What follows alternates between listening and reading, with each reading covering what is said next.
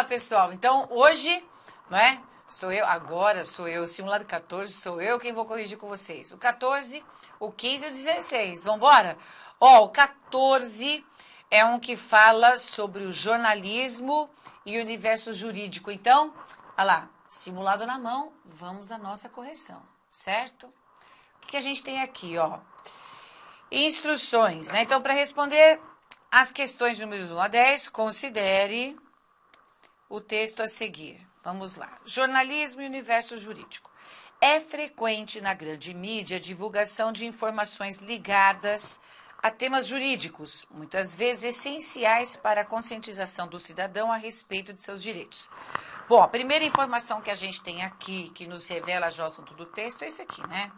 A divulgação de informações ligadas a temas jurídicos, certo? Na grande mídia. Tudo bem? O que ele fala sobre a divulgação dessas informações é que essa divulgação é frequente e essas informações são essenciais para a conscientização do cidadão. Tudo bem? Então, é bom a gente grifar as informações, como a gente já sabe, porque a gente vai prestando mais atenção ao que está escrito. Fora que a gente já entendeu que o texto está falando essencialmente dessa divulgação aqui, certo? De assuntos ligados a temas jurídicos. Tranquilo? Bom, para esse gênero de informação alcançar adequadamente o público leitor leigo, não versado nos temas jurídicos, certo? Então, para aqueles que não entendem da linguagem jurídica, o papel do jornalista se torna indispensável. Porque eu grifei isso, porque ele está dizendo como é que o povão vai entender o que essas reportagens estão dizendo. Como que eles vão entender? Bom, aí entra a importância do papel do jornalista, pois cabe a ele transformar informações originadas de meios especializados em notícia assimilável pelo leitor. Tá aí, o povão vai entender desse jeito. Se o jornalista transformar essas informações de linguagem jurídica, que são especializados em notícia assimilável. Para que consiga atingir o grande público, ao elaborar uma notícia ou reportagem ligada a temas jurídicos, o jornalista precisa buscar conhecimento complementar. Tá aqui. Tá? Então, além de ele ser um facilitador, certo? Além de ele ser um facilitador, o que mais que ele tem de fazer? Buscar conhecimento complementar. Não se trata de uma tarefa fácil, visto que a compreensão do universo jurídico exige conhecimento especializado. Então, o jornalista ele tem que ter domínio desse conhecimento especializado, ao mesmo tempo ser um facilitador desse mesmo conhecimento, não é isso? A todo instante, vêm-se nos meios de comunicação informações sobre fatos complexos relacionados ao mundo da justiça, reforma processual, controle externo do judiciário, julgamento de crimes de improbidade administrativa, súmula vinculante, entre tantos outros. Bom, que aí ele repetiu o que estava lá no primeiro parágrafo. Ao mesmo tempo que se observa na mídia um grande número de matérias atinentes às cortes de justiça, às reformas na legislação e aos direitos legais do cidadão, verifica-se o desconhecimento de muitos jornalistas ao lidar com tais temas. Então, vejamos o que o texto está falando, que a linguagem jurídica está no mundo da mídia e que o jornalista tem um papel importante, não é isso?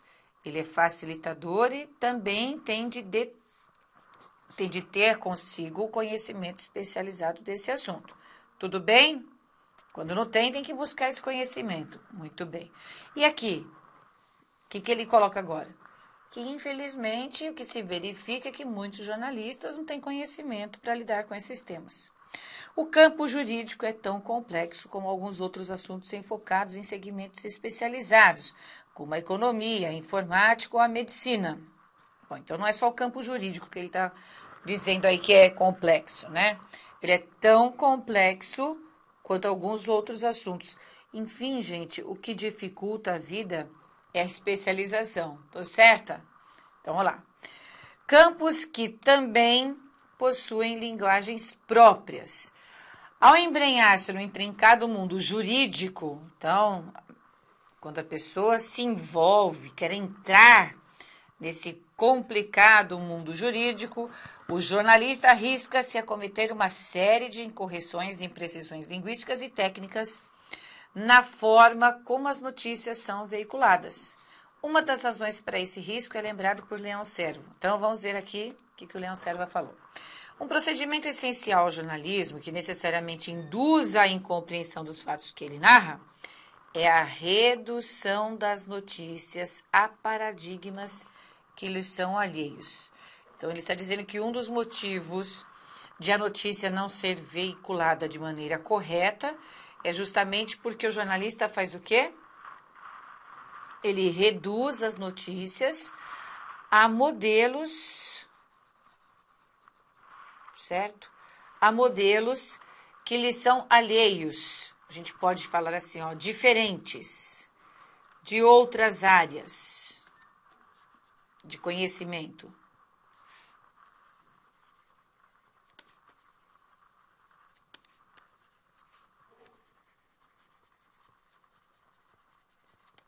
Certo? Mas que permitem um certo nível imediato de compreensão pelo autor ou por aquele que ele supõe ser o seu leitor. Por conta desse procedimento, noticiários confusos aparecerão simplificados para o leitor, reduzindo, consequentemente, sua capacidade real de compreensão da totalidade do significado da notícia. Então, o que acontece com o leitor? Ele acaba tendo uma notícia reduzida e, com isso, reduz também a sua capacidade real de compreensão da totalidade do significado da notícia. Certo? Pronto, é isso. Então, vamos ver o que pede aqui a primeira questão. Uma das razões para a dificuldade, de se veicularem notícias atinentes ao campo jurídico está em quê? Então, qual que é uma das razões citadas no texto aí, não é? Para haver dificuldade ao se veicularem notícias atinentes ao campo jurídico. Bom, o que o texto nos diz é que a questão aí é como transformar aquele assunto especializado numa linguagem simples, não é isso? Que é quando ele fala no segundo parágrafo, para que se consiga, vamos procurar aqui,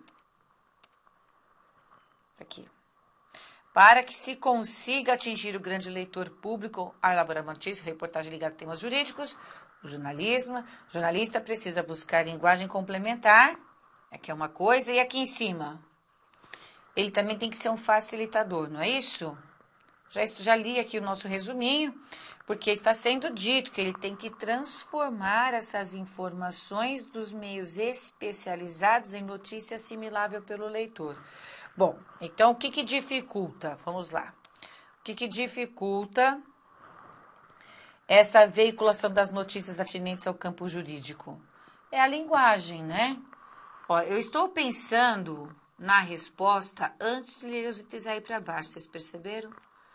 É a linguagem especializada. O assunto do texto é esse, né? O assunto é difícil, a linguagem é especializada, o assunto é especializado, né? Eu não escrevi aí, mas é isso. Porque uma das grandes dificuldades está aí, de as pessoas entenderem, lembra? De as pessoas entenderem o que foi colocado. Então, a gente tem na letra A o seguinte: no grande equívoco de considerar um assunto eminentemente técnico como questão de interesse público, não é isso, não. Não existe esse equívoco colocado na questão aqui. Esse assunto eminentemente técnico, porque jurídico,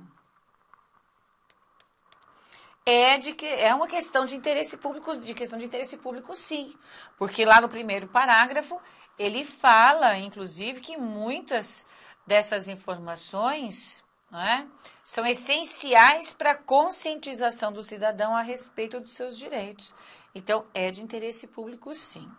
Na letra B, na improbidade de jornalistas que se dispõem a pontificar em assuntos que lhes são inteiramente alheios. Não, ao contrário. O jornalista tem de fazer isso. O papel dele é importante, como a gente leu lá em cima no texto, né? Que o autor fala que o papel importante aí é do próprio jornalista, certo? Muito bem. Na C, na inexistência de técnicas de comunicação. Gente, o texto não fala sobre a inexistência de técnicas. Ao contrário, ele fala que o jornalista tem que buscar conhecimento, não fala? Tem que buscar conhecimento e tem de ser um facilitador. Tranquilo? Na D, no baixo interesse que os temas desse campo do conhecimento costumam despertar. Bom, a gente já viu que não existe isso. Não existe esse baixo interesse, ao contrário, né? Ao contrário. Então, a letra E só pode ser a nossa resposta, vejam, na problemática tradução da linguagem do mundo da justiça para uma linguagem que o leigo venha a compreender. Olha, vocês perceberam a importância que existe em a gente ler o enunciado da questão, pensar primeiro no enunciado da questão, para depois ler os itens que se seguem? Tem que você vai ler e falar assim, nossa, mas que bobagem é essa que esse homem está falando aqui, que o examinador colocou? Porque tem mesmo muito item colocado que vai fugir ao texto e que se você pensou o enunciado antes de ler as questões, vai facilitar muito sua vida, porque a hora que você for ler, você vai reconhecer mais facilmente se aquele item tem alguma relação com o texto ou não, ou pelo menos tem alguma relação com a resposta, sim. Porque numa questão como essa, em que o examinador faz uma pergunta específica de uma parte do raciocínio do texto e não necessariamente da compreensão do todo, ele pode muito bem confundir o leitor colocando informações que são relativos ao texto, mas não especificamente daquilo que foi perguntado. Vocês entenderam? Porque tem questão que vem perguntando a ideia geral do texto. Há questões que não, que só vão pedir para você entender uma parte do texto, uma parte da ideia. Então, você pode até nos itens da resposta encontrar alguma informação que tenha relação com o todo do texto, mas não necessariamente com aquela parte que foi perguntada. Então, pensa antes de assinalar. Pensa, como é que eu responderia isso aqui? Depois que vocês pensaram em como é que vocês responderiam a questão, aí sim vocês vão julgar os itens para ver aquele que se aproxima do que foi pensado. Beleza? Vamos fazer a questão de número 2. O que a gente tem aí? Considere as seguintes afirmações.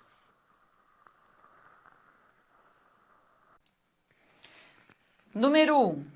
A expressão buscar conhecimento complementar sugere, no contexto do segundo parágrafo, a necessidade de atribuir aos juristas mais eminentes a tarefa de divulgar notícias do mundo jurídico.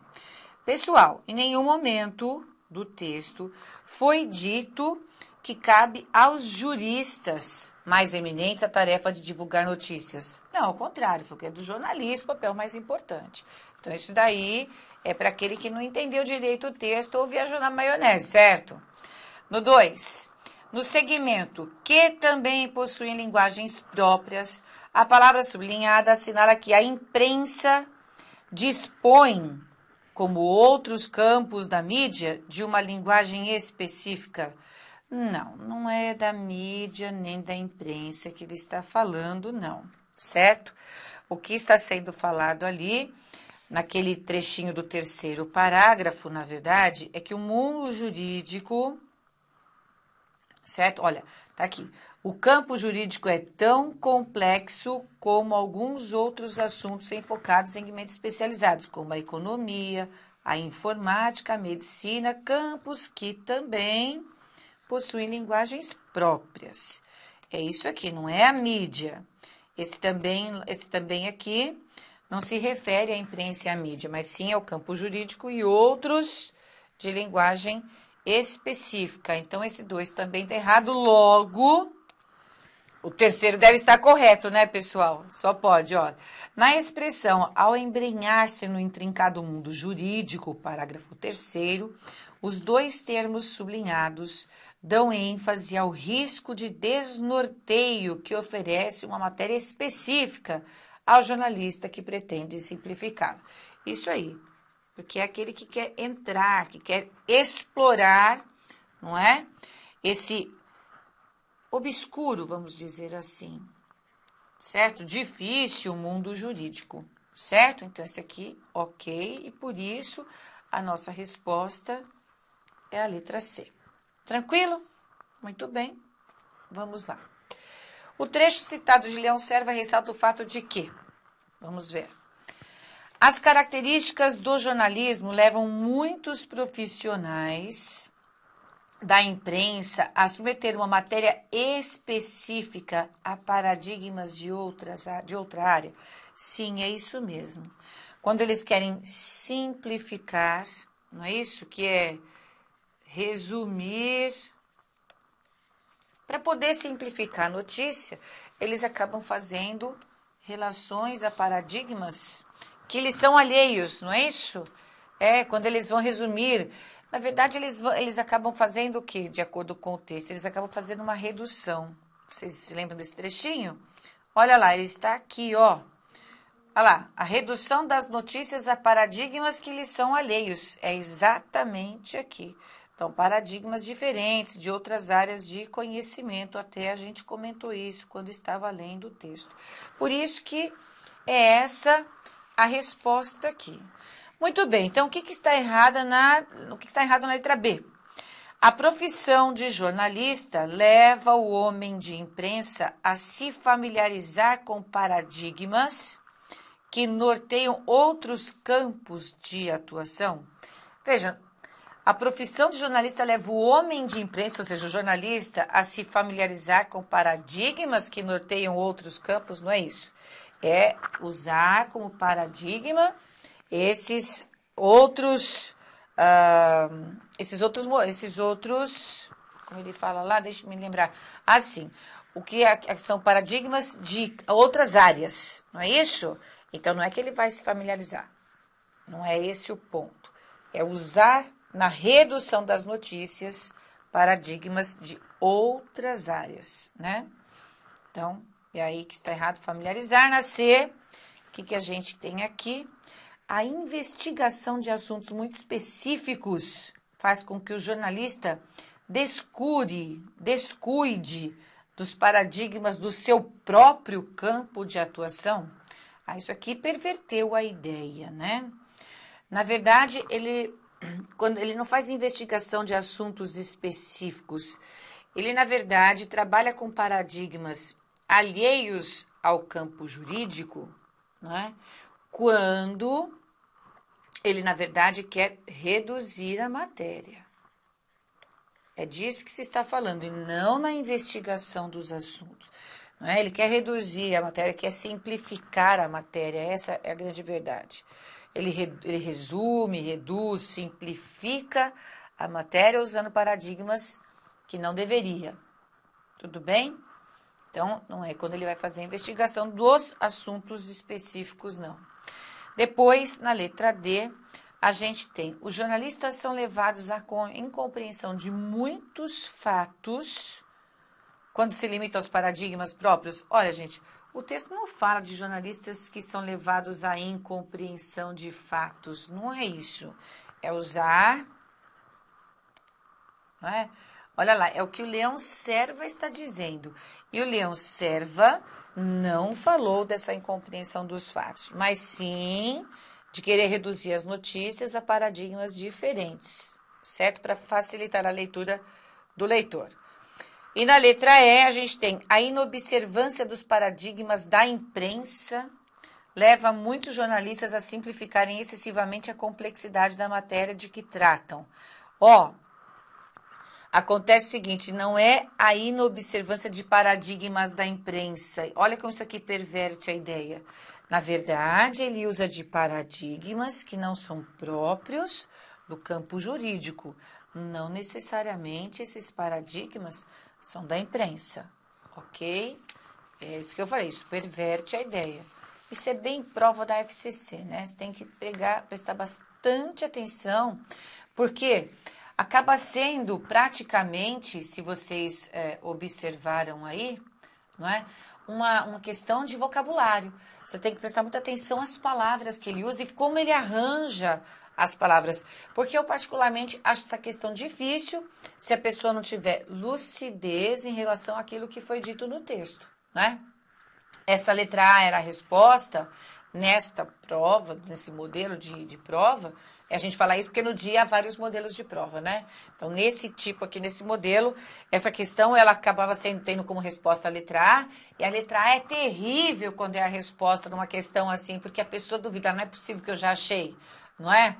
Mas vocês viram que eu me utilizei dessa letra A, que apresentou uma informação que até ficou bem clara em relação ao texto em si, e aí eu fui me deixando claro o restante.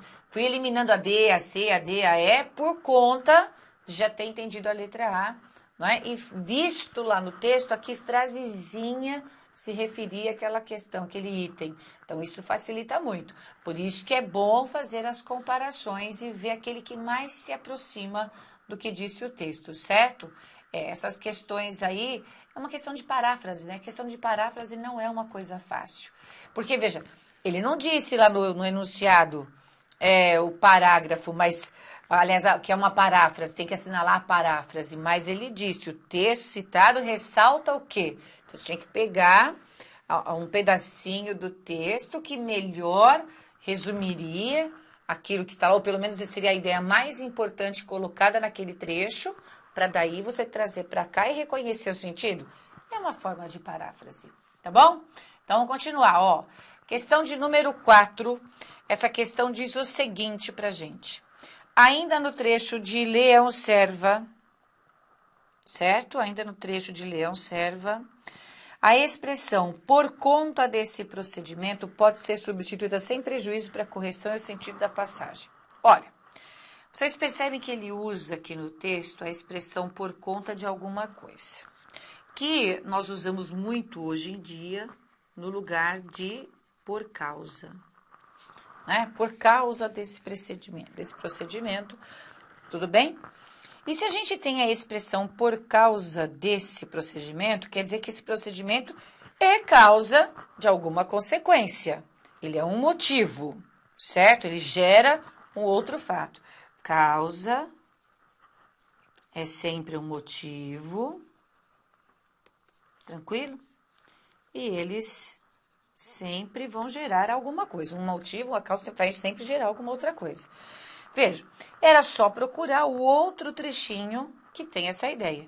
Vejam que na letra E e na letra D, essas duas expressões, em que pese e conquanto, são, digamos, sinônimas. Porque em que pese é igual a apesar de, é igual a não obstante, certo? Que são ideias concessivas, assim como conquanto também é concessivo. Então, essas duas já se eliminam. A gente está trabalhando com causa, né? Causa, a ideia de causa, então não pode ser a ideia de concessão, que trabalha com a oposição das informações, tá? O a par de, que nós estamos vendo aqui, é ciente de. Não trabalha com relação de causa. Quando ele coloca aqui, ó, tendo por alvitre o mesmo procedimento, ó, essa palavrinha mesmo ajudaria vocês a eliminarem esse trecho só por causa da palavra alvitre, que não tem nada a ver com o peixe aqui, certo? Mas só de colocar o mesmo procedimento já elimina. Agora, na letra C, ele fala no influxo, tá vendo? No influxo de tal procedimento. Influxo, gente, é, na verdade, uma palavra que tem a ver com influir. Vamos aprender com a questão. Então, aquilo que gera uma influência. Se uma coisa influi em outra, não é? Ou se uma coisa influi em outra, a gente tem a influência, não é isso? Nós temos a influência de algo em alguma outra coisa. Bom, se tem a influência, gera. Logo, é essa a nossa resposta. Entendido? Só por conta da palavra influxo. É praticamente uma questão também de vocabulário, de conhecimento de conectores, né? Que a gente tem o conquanto aqui, o em que pese, que aparecem assim. Certo? Assim, o alvitre, que eu acabei não falando aqui, significa um conselho, uma proposta, certo? Uma novidade. Né? Tendo por conselho, por propósito, por novidade, o mesmo procedimento, tá vendo? Ele saiu aí do que pedia a questão, do vocabulário da questão. Não trabalhava com ideia de causa, né? Na quinta questão, vamos lá. As normas de concordância verbal estão plenamente atendidas na frase. Então, na letra A, nós temos o seguinte. Sempre haverá de ocorrer deslizes. Quando aparece o verbo haver, em prova, a primeira coisa que vocês têm que fazer é verificar se esse verbo haver tem sentido de existir. Vejam, sempre existirão de ocorrer deslizes. Isso não acontece. Agora, soma uma outra informação. Esse verbo aqui é um verbo auxiliar, certo? O verbo haver, quando o verbo auxiliar, ele sempre é igual ao verbo ter. Se vocês gravarem isso, tanto melhor, porque vai ficar mais fácil ainda. Então, se você viu que ele é auxiliar do ocorrer, trabalha em dupla com o ocorrer, aqui você já sabe que ele tem o sentido do verbo ter. Sempre terá de ocorrer deslizes, é isso. E aí o que acontece? Com esse sentido, como verbo auxiliar, obedecendo ao verbo ocorrer, a frase tem sujeito. Olha lá, o que é que vai ter que ocorrer? Certo? São os deslizes. Então, aqui a gente poderia pensar, terão de ocorrer, logo, haverão de ocorrer deslizes. Por que eu falei? Quando aparecer o verbo haver numa questão de concordância, já vê se ele tem sentido de existir. Por que eu falei isso para vocês? Porque se ele tivesse sentido de existir, vejam lá, ele seria impessoal, o verbo haver seria impessoal e a oração seria sem sujeito. O que não aconteceu aqui, porque ele não tem sentido de existir, não é? Então, nesse caso, eu aproveitei, complementei a informação, como auxiliar ele tem o sentido do ter, e aí a gente vê que aqui a frase tem um verbo que trabalha com a pessoalidade. O verbo ocorrer aceita sujeito. Então, os deslizes ocorrerão, logo eles terão de ocorrer, certo? Ao se transpor para a linguagem do dia a dia, vocabulário de um campo técnico. O resto, ok. Na letra B. Cabe aos jornalistas. Olha, termo preposicionado, eu já vou cortar. Cabe aos jornalistas. Agora vem outro verbo. Vamos lá, gente. O que é que cabe aos jornalistas? Transformar. Quando a gente, na verificação do sujeito, acha um verbo, vejam, o que é que cabe aos jornalistas? Transformar. Procurei um sujeito, achei um verbo, já troco pelo isso. Então, isso cabe aos jornalistas. Vocês se lembram disso? Quando a gente procura pelo sujeito e no sujeito existe um verbo, a gente troca pelo isso, porque nós temos aí um sujeito oracional. Ou, como nós dizemos, oração subordinada, substantiva, subjetiva. Certo? Só para lembrar. Porque na prática o que você tem que fazer é isso aqui. O que cabe aos jornalistas? Opa, transformar é verbo? Já troco no isso cabe. Porque quando o sujeito é oracional, o verbo, que no caso é o verbo caber, tem de ficar em terceira pessoa do singular. Ok? E acabou, ó, porque daqui para frente nós não temos mais verbos. Além disso, tudo está preposicionado, não é? Então, a nossa resposta é a letra B. Beleza? Na C, restam-lhes traduzir. Ó, de novo, o que é que resta a eles? Traduzir. Então, é o isso. Isso resta a eles. Pronto, acabou. A gente tem aqui um sujeito oracional de novo. Traduzir assuntos especializados em palavras. Isso aqui é o nosso sujeito oracional.